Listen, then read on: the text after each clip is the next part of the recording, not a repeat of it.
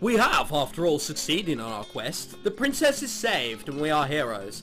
No, we're not going to be heroes. We're going to get back and they're going to accuse us of all kinds of shit. I mean, Callum's the unfavourable one anyway.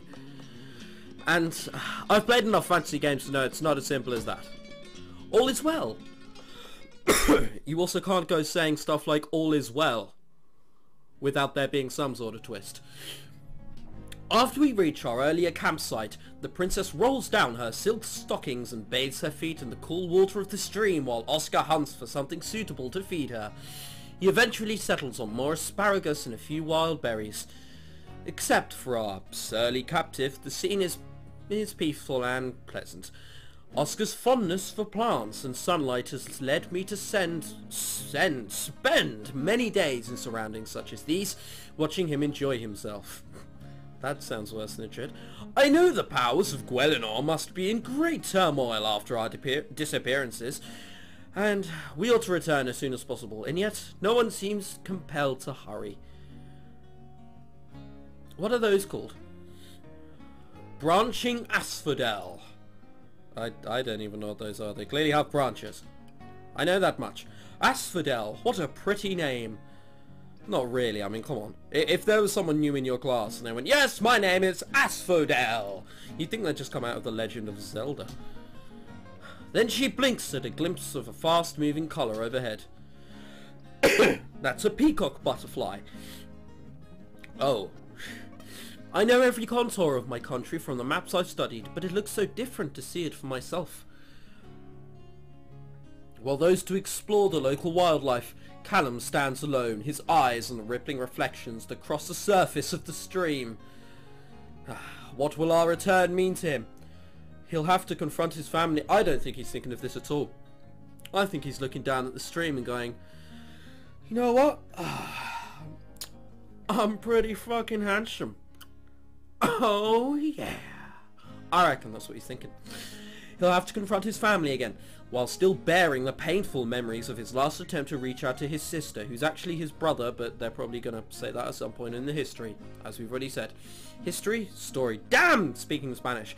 He is no longer a helpless child, and the king would find it difficult to thrash him, even if he were so inclined. Still, challenging those who have held power over you all your life is never an easy task. And then there is the person who is the least enthusiastic about returning. Oh, I thought it was going to be over with Oscar. Hey!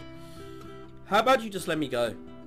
You've got your princess and your gold, and I've done nothing, so it's no harm done, right? I think you're lying. Not a chance. I've got nothing against you lot. Untie me and I'll get gone. You'll never see me again. You'll also nick our gold, that we won't be able to survey you. That's why you're staying tied. Soil's breath. Do you know what they'll do to me? Traitors hang. Happily. Maybe you should have thought about that before turning on your masters. Didn't do nothing you didn't do first, and them's your own family too. You carried off your sister, you plucked your own treasury, and you coshed the little princess. You lied to him and her both. You half choked the life out of me, that's the least of our worries. And you call me a criminal? Whoa, whoa, whoa, whoa. If you're a member of the royal family, you're allowed to get away with murder. Everyone knows this. Come on, Lady Valois, do you really trust him not to drop us both to see if he has a chance? It's my life on the line. Let me go. No. You have no right to talk about lies after the games you played with me. What games? Oh, she didn't tell you? Nobody tells you anything, do they, little prince? He's supposed to sit there and look pretty, if not slightly gay, it's fine. Your girl bribed me to break into a noble's room. Maybe she's a thief, huh? Let me go and I'll tell you what she said about you. I'm not listening to you. See, he may be stupid, but he does have sense. No one cares to hear anything more from you. Oh no? Funny that. I thought you wanted to know what was going on in your palace behind your back. I see things you hadn't. You or your sister neither. I can tell you all about them. That Duke and his Lady Sophie, for instance. Do you know what they're plotting? Cousin Sophia? What about her? She's not going to believe a word she says. She's innocent like that. She doesn't know anything. I do, and I can tell you if you let me go. The word of a known liar is meaningless. Ask your own questions, you'll see. I'm not the one telling lies. I've played you fair, I've kept my promises. And of interest, why is Dolores going into that pose? I mean, like, that's a very awkward pose to take up when you're just standing around. It's like she's supposed to be carrying something. And what of your oath to serve? Oh, that. Look, do any of you really want to go back to that place? You set foot inside and you'll be trapped. They'll never let you see the sun again, princess. And you, prince criminal, you think they'll forgive you for what you've done? Pfft, doesn't care, I'm rich. You got your freedom and wits and a good sum of coin. You could start a new life altogether. Her words do hold some truth to them. With such a sum of gold as that, I could buy land, a house, connections, enough to outfit and support myself, while I built my place in society. Enough even to make investments to sustain my position in the future. It is not, of course, enough to establish me as anything other than what I am, a gentlewoman of low rank. Respectable, perhaps, but not among the high circles. And yet, it would be sufficient to grant me what I never had, an estate of my own. But that would only be the case if the funds were mine. Mine in total and in truth. And they are not. Well, it's good that she knows where her morals are when she's very vehemently questioned. Is vehemently a word? I'm pretty sure it's not. Some of us have a concept of honour. Well, no. There's a U missing there. Patch it, fix it, don't care, whatever. As long as it's fixed. Come on, do you want to be nothing but what you are, forever? This is your chance. Come with me, any of you, I'll see you straight. That is enough. Strike her! Smite her! Smite! Smite! Smite! Smite! Smite! Smite! Smite! Smite! Smite! Oh. That's like he's not smiting her. With a discarded bit of silk, he gags Dolores. With what? With a bit of silk, okay. Ignoring nipped fingers and frantic squawking. We probably should start on our way back. If you've rested enough, I'll be fine. You can lean on me if your feet hurt. I will assist her. We all will. She didn't look like she had much wrong with her there. The walk back to the palace of Guelinor is not so great in distance or in difficulty, particularly now that we do not require such secrecy and may make use of the roads. However, the new additions to our party cause our progress to be a great deal slower than the simple reversal of our original expedition. Neither woman can keep up a fast pace, although for entirely different reasons. Right? Princess Cassidy struggles on bravely despite her sore toes, but her entire life to this point has been lived in a glass bubble. The novelty of sunlight, open air, and wildflowers is wearing thin. She has no strength, no endurance, and must frequently stop to rest. Okay, now she sounds worse than me. The page Dolores, on the other hand, has no intention of making this easy for us. She must be prodded, dragged, and slung bodily over Callum's shoulder in order to move at all. As we walk, I watch Callum with his sister. I don't think he knows what to make of her.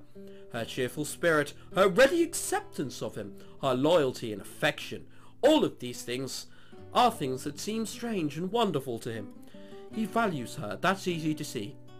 And yet, she is not what he was looking for. She was the illusion that he intended to destroy, to reclaim his lost brother. It must be strange to find yourself liking someone after a plan like that. Come on, to be fair, it is still Callum's sister. I mean, he was hardly going to throw her in the river and go like, "Be gone with you, peasants!" That was never going to happen. Almost as strange as it is to me to find myself reluctantly liking the man after everything he's done. Despite all of his secrets and machinations, I assume that's what that says, I find that he's reliable. His actions are never selfish or thoughtless. Even if it costs him, he will do what he thinks is right. It doesn't matter. Now that the adventure is over, our association will end. Oscar and I will return to Wales, and unless we receive another invitation, we may never see Guelinor again. We will, come on. So, shit will go down as soon as we get back. As we near the palace, we catch sight of a figure in the distance. Again, he. it does trick you with those things coming out of his helmet that make you think it's hair and then automatically assume it's a girl. He's wearing the uniform of a soldier of Gwelinor. Of course, they must be sending out search parties by now. Hola, guard! The guardsman draws his sword and approach. He must find our appearance suspicious. One missing princess, 2 princes who should be in the palace under lock and key, and 2 servants, one of whom is tied up. Oh right, I'm including myself in servants, am I? Bloody hell. Low self-confidence from Madeline there. I suppose we do look a bit suspicious at that. Well, if he kills us, that would be one hell of an anticlimactic ending, huh? Declare yourselves! Callum and Cassidy of Gwelinor, Oscar of Wales and his companion Miss Valois, and our prisoner. It's all right, they're rescuing me. Are you injured, my lady? Just a bit sore-footed. I don't suppose you have a horse? What? No. You can't just magic up horses. You can't just click your fingers and suddenly they're there. You'd have to go and fetch one, and that's effort. I would be happy to assist you, my lady. He comes closer and offers her arm. But he hasn't put down his sword. Die, imposter! And everything happens at once. Cassidy is frozen in place, uncomprehending. Oscar's eyes open wide as he realizes the danger. Too late. Callum is already moving, but he was standing one step too far away, and I see Dolores lurching past me, still bound, driving her shoulder hard into Cassidy's form, knocking the princess off her feet and out of the line of the guardsman's strike. I take the same tactic, but apply it in an opposite direction, snapping a vicious side kick into the guard's ribs. His armor pads him from any damage, but it drives him back and away from his target. Aw, shit. With a quick pivot, something happens about daggers. I may have hit spacebar too quickly. I rush him, both blades flying rapidly to chime against his sword, forcing him to withdraw even further in order to regain the advantage of reach. He feints, then sweeps for my legs, but my lack of armor stands me an advantage here. I leap over his strike and swipe at his eyes. I'm not close enough to connect, but his head jerks back by instinct, keeping him off balance. Now he's angry. Bloody hell, they've got random haunters appearing. He brings his greatest strength to bear against me, whelming blows that make the daggers ring in my hands. This is no sparring match. I can already feel a burning line across my arm where I failed to completely guard one slash. I come in close again, trying to pin his sword, but I've miscalculated. Ow. The guard's heavy, muscular knee slams hard into my unarmored midsection, knocking the breath out of me. Spots swim in my vision, and for a moment I can only bend over helplessly vulnerable. Where the fuck is Callum in all this? But I have another advantage that he does not. I am not alone. And finally, as the guard raises a sword over my head, Prince Callum charges in, catching the guard's arm mid-stroke. Using his weight and leverage, he flips the man onto his back, then pins him down on one knee. Die! He raises his hand, then slams the side of it down hard into the soldier's throat. No! This time, it is too late to stop him. A crushed neck cannot be undone. What? Damn. Well, the guard's dead. That's fun. No, don't look. He pulls Cassidy away, leaving only Callum and myself to view the guard's dying struggles. As breath returns to my aching body, the guardsman loses his forever. We should have questioned him. He was an assassin and a fanatic. He made no attempt to hide his target. He couldn't possibly have expected to get away cleanly. He intended to attack until he was dead.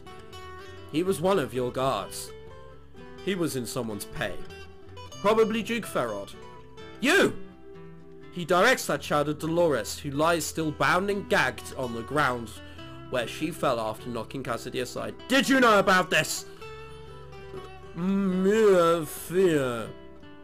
I have no idea what that could mean. She can't answer you like that. Fine. He hauls Dolores to her feet and unfastens the gag. Of course I didn't know, you corkhead. How would I? You reacted. Oh damn. She did protect me. She only did that to try and save her own skin. Sure. And wouldn't you? I don't want to die. I don't want her to die. I don't want anyone to die. but running off with gold's fine. You remember that, Your Highness. Remember who's a killer and who's not. Is that man really dead? Yes. I see. That's an incredibly just apathetic reaction to someone dying. Is he dead? Yes. Oh, looks. Sucks to be him. Oh dear. Waving Oscar and Callum aside, she kneels beside the body and lays a trembling hand upon his chest. I am sorry. May your rest bring you peace. No matter what they've done, I would not wish for anyone to die. He would have killed you if he could have. If his master had equipped him with a rifle or a crossbow instead of a sword, we might have not been able to stop him. We should hurry. We can send someone to pick him up later. We need you to get you to safety. I'll do my best. Wait, one thing. I wanted to thank you for backing me up. You mean for saving your life? I wasn't out of the fight for good. You did kind of describe it as being fucked, but sure. But I'm glad you were there. Look at her hitting on eyes, dear Lord. I hold out my hand to him, this time of my own free will. His fingers wrap around mine, his grip strong and firm. I'm glad that you were there also. Now let's move.